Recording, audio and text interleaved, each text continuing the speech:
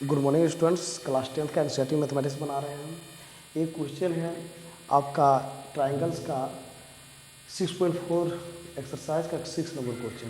कहता है prove that the ratios of the areas of two similar triangles. कहता है दो सिमिलर ट्राइंगल है, उसका एरिया का जो रेशियो है, जैसे ये ट्राइंगल और ये ट्राइंगल दो ट्राइंगल है, ये दोनों का एरिया का जो रेशियो है वो क्या है, is equal to the square of the ratio of their corresponding medians.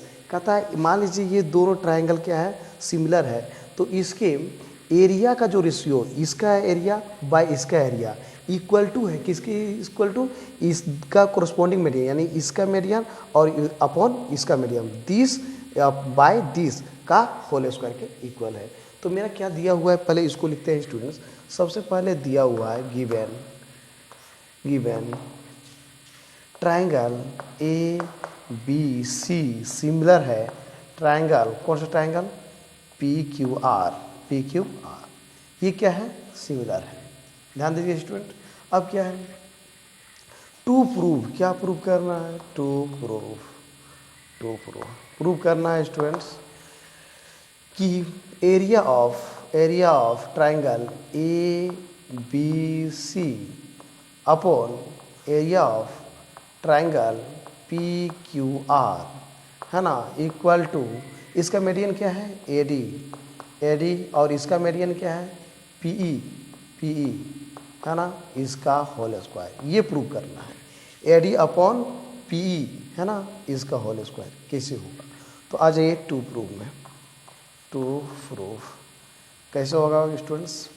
तो सबसे पहले ये दोनों क्या है कि मेरा ट्राइंगल सिमिलर है, तो लिखेंगे क्या, since triangle A B C क्या है, सिमिलर है ट्राइंगल पी क्यू आर का।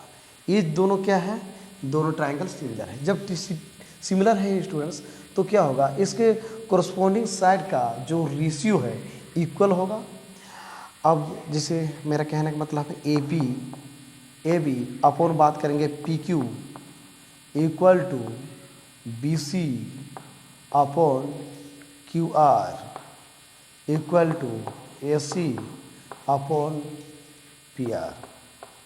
जब ये दोनों ट्राइंगल सिमिलर है तो इसके कोरस्पॉन्डिंग साइड का जो रेशियो है, मतलब दिस अपॉन दिस और दिस अपॉन दिस और दिस अपॉन दिस, ऐसा होता है जब वो ट्राइंगल सिमिलर हो।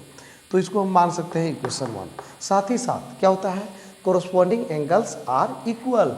जब दो ट्राइंगल सिमिलर है तो उसके कोरस्पॉन्डिंग एंगल क्या होंगे, सिमिलर होंगे। दैट मीन्स हम कह सकते हैं angle A equal to angle P, मतलब angle A equal to angle P, angle B equal to angle Q है ना, एंड एंगल क्या, angle C equal to angle R. ये हो गया इक्वेशन, इसको 2 से कर देते हैं। ये हम दो चीज़ पालते हैं, जब दो ट्राइंगल मेरा सिमिलर हो तो उसके कोरस्पॉन्डिंग साइड का रेशियो सेम होता है और उसके कोरस्पॉन्डिंग एंगल भी इक्वल होते हैं। अब क्या है कि हमको प्रूव क्या करना है कि दिस का एरिया अपॉन दिस एरिया और इसका जो मीडियन है, मीडियन का रेशियो का स्क्वायर जो है वो इक्वल हो जाएगा। तो कैसे होगा फ्रेंड्स, तो सबसे पहले जब ये दोनों मेरा ट्रायंगल सिमिलर है तो यहाँ से हम ऐसे लिख सकते हैं फ्रॉम इक्वेशन 1 से, फ्रॉम इक्वेशन 1 से। इक्वेशन 1 मेरा क्या है, A B upon P Q equal to B C upon Q R equal to क्या है आपका A C upon P R. Friends ध्यान दीजिएगा कि ये मेरा क्या है, ये इक्वेशन 1 है, ये मेरा ये मीडियन है, ये दोनों मीडियन है। मीडियन क्या काम क्या होता है, मीडियन किसी भी साइड को दो इक्वल पार्ट में डिवाइड करता है, यानी कि ये 10 सेंटीमीटर है तो इधर हो जाएगा 5, इधर होगा 5। उस प्रकार ये इसको दो इक्वल पार्ट में डिवाइड करेगा, दिस इक्वल टू दिस। तो हम क्या करेंगे, A B upon P Q जो कहते हो लिख देंगे, A B upon P Q equal to, अब बी सी और Q R, B C by Q R है। हम कह सकते हैं जब ये 10 है, ये भी 10 है, 10/10, ये मतलब रेशियो सेम है, पूरा का रेशियो सेम है, इसका मतलब आधा का भी रेशियो क्या होगा, सेम होगा। ठीक है, तो लिख सकते हैं, क्या लिख सकते हैं इसको, BC/2 और क्या है ये QR/2 इक्वल टू, इसको जो का त्यों रहने देते हैं, AC/PR। अब इसको हम लिख सकते हैं students, AB/PQ equal to BC/2 को हम लिख सकते हैं BD/QE इक्वल टू AC/PR। इसको लिख देते हैं स्टूडेंट्स इक्वेशन। थोड़ा ध्यान दीजिएगा स्टूडेंट्स, यहाँ क्या है, हम चाहते हैं इस दोनों ट्राइंगल को पहले सिमिलर करना। ये दोनों ट्राइंगल को हम सिमिलर करना चाहते हैं, तो सिमिलर कैसे करेंगे, तो एंगल B, मेरा कहना है कि ये पूरा जितना डिग्री बनाएगा यहाँ के लिए भी उतना ही बनाएगा। तो ये दो, जब यहाँ से लेकर ये एंगल AB और एंगल Q, ये पूरा बड़े ट्राइंगल के लिए इक्वल है, इसका मतलब ये छोटे ट्राइंगल के लिए भी एंगल B के और एंगल Q क्या होगा, सेम होगा। तो यहाँ पे तो हमको एक एंगल मिल गया, इंक्लूडेड एंगल। अब यहाँ पर ध्यान दीजिएगा, यहाँ पे हमको प्राप्त हुआ है AB/PQ, इसको अच्छा से ध्यान दीजिए, ये और बाई A, ठीक है। और दूसरा हमको अभी प्राप्त हुआ है this/this, मतलब BD/A, इसको अच्छा से ध्यान दीजिए, लिखेंगे ऐसे, फ्रॉम इक्वेशन थर्ड से, हमको फ्रॉम इक्वेशन थर्ड से क्या प्राप्त है, AB/PQ इक्वल टू BD/QE। हम चाहें तो इसको लिख सकते हैं स्टूडेंट्स इक्वेशन 4। अब क्या है, इसको हम लिख सकते हैं इस ट्रायंगल के लिए, एंगल ABD इक्वल टू क्या लिखेंगे, एंगल PQE। अब क्यों स्टूडेंट्स, इसको हम चाहेंगे तो लिख सकते हैं इक्वेशन 5, नहीं तो ऐसा कोई जरूरी नहीं है। इसको हम लिखते हैं, कहाँ से लाए, तो फ्रॉम इक्वेशन 3 से लाए। ये कहाँ से लाए, तो ये ABD इक्वल टू PQE, चूँकि angle B equal to angle Q कहाँ पे हमको प्राप्त है, एंगल फ्रॉम इक्वेशन यहाँ पर लिख सकते हैं। हम चाहेंगे तो ऐसे भी लिख सकते हैं स्टूडेंट्स, क्या लिख सकते हैं,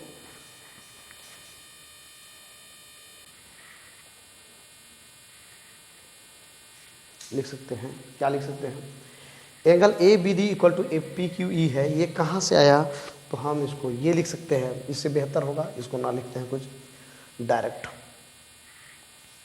ये मेरा कहाँ से आया, या फिर उसको ऐसे कह सकते हैं इसको, therefore now AB up equal to ये हो गया BD, है ना। ये कहाँ से हमको आया,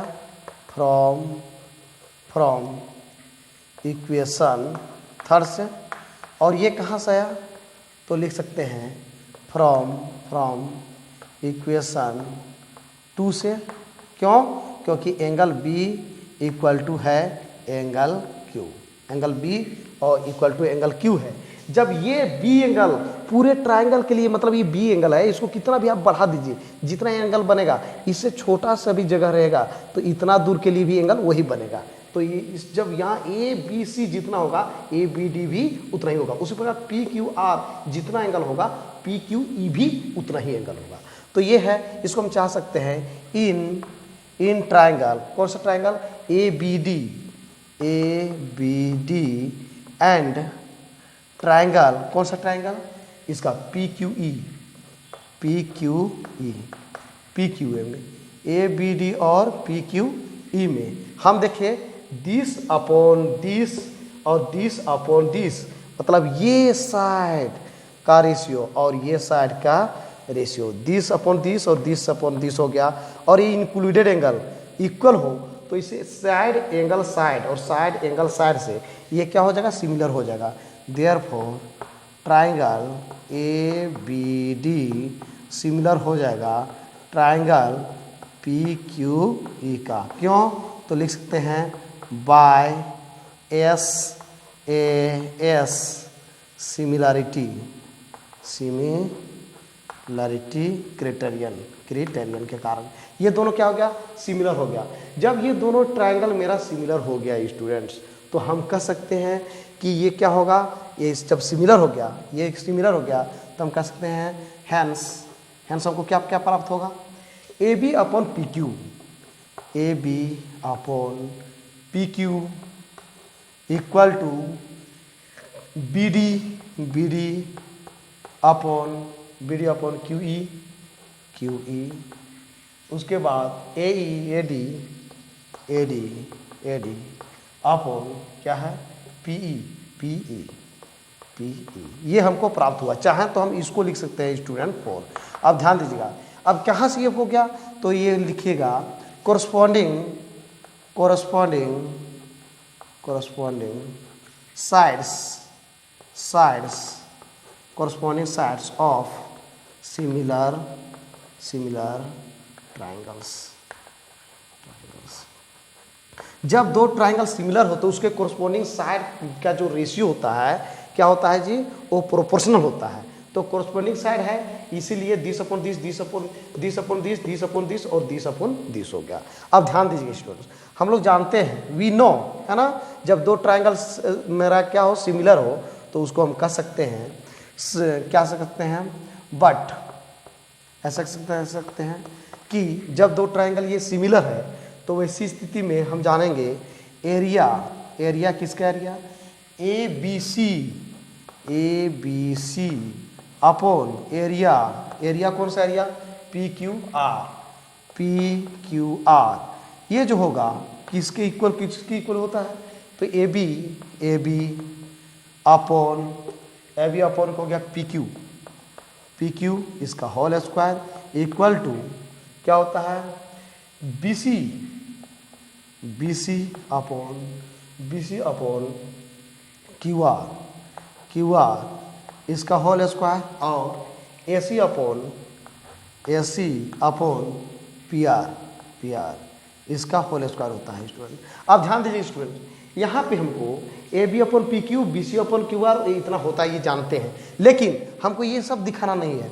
दिखाना क्या है, A D upon P E, ये मेरा क्या है पी ई है, A D upon P E है ना, ए डी अपॉन पी। तो ध्यान दीजिएगा, ये अच्छा से देखिए, ए डी अपॉन पी यहाँ पर है, ए जब कहते हैं दिस अपॉन दिस है, और यहाँ पर कहता है A D upon P, A B upon P Q के बराबर है, यानी A B upon P Q की जगह क्या लिख सकते हैं, ये लिख सकते हैं। इसका मतलब ये है कि जब तीनों इक्वल है और ये देखते हैं कि ये यहाँ पे है और ये भी इसके इक्वल है, इसका मतलब यही इक्वल नहीं बल्कि ये भी इसके इक्वल होगा।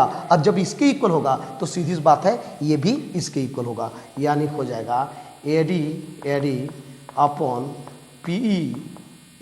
P whole square. यही प्रूव करना था स्टूडेंट, तो मेरा ये हो गया प्रूव्ड। अब कहाँ से स्टूडेंट ये प्रूव हुआ, तो प्रूव हुआ मेरा ये कहाँ से, तो फ्रॉम इक्वेशन 4 से ये मेरा प्रूव हो जाता है स्टूडेंट्स। अब तो इस प्रकार से मेरा प्रूव हो गया है students, area of triangle A B C upon area of triangle P Q R upon A D upon P whole square. मतलब क्या है कि मतलब ratio of area of similar triangle, ratio of area of similar triangle, ये दोनों triangle क्या है similar है, ratio of area of similar triangles is equal to क्या है, वो इक्वल टू क्या है, स्क्वायर ये क्या है square of the ratio of ratio, ये मेरा क्या है ratio, square of ratio of क्या कोरस्पॉन्डिंग मीडियन, ए डी और पी क्या है मेरा मीडियन है। तो इस प्रकार से देखें कि दोनों ट्राइंगल मेरा सिमिलर है, तो ऐसी स्थिति में हम लोग दिस अपॉन दिस और दिस अपॉन दिस तो जानते ही हैं। यदि मीडियन का बात करेंगे तो क्या होगा, एरिया दिस अपॉन दिस का होल स्क्वायर होता है सब साइड का, सिमिलर कोरस्पॉन्डिंग साइड का। इतना ही नहीं, इसके जो मीडियन होंगे उसके भी कोरस्पॉन्डिंग मीडियन के क्या होंगे, कोरस्पॉन्डिंग मीडियन का स्क्वायर के इक्वल हो जाएगा, है ना। Corresponding median ratio of square of ratio of corresponding median, यानी कि कोरस्पॉन्डिंग जो मीडियन है उसके रेशियो लिखेंगे और दोनों को हम स्क्वायर कर देंगे तो वो भी इक्वल होगा। मतलब कोरस्पॉन्डिंग साइड के मतलब रेशियो का स्क्वायर ही इक्वल नहीं होता है, बल्कि ऐसी स्थिति में जो मीडियन का रेशियो का स्क्वायर होगा वो भी इक्वल होगा। इस प्रकार से मेरा प्रूव हो गया स्टूडेंट्स। अब चलते हैं नेक्स्ट क्वेश्चन।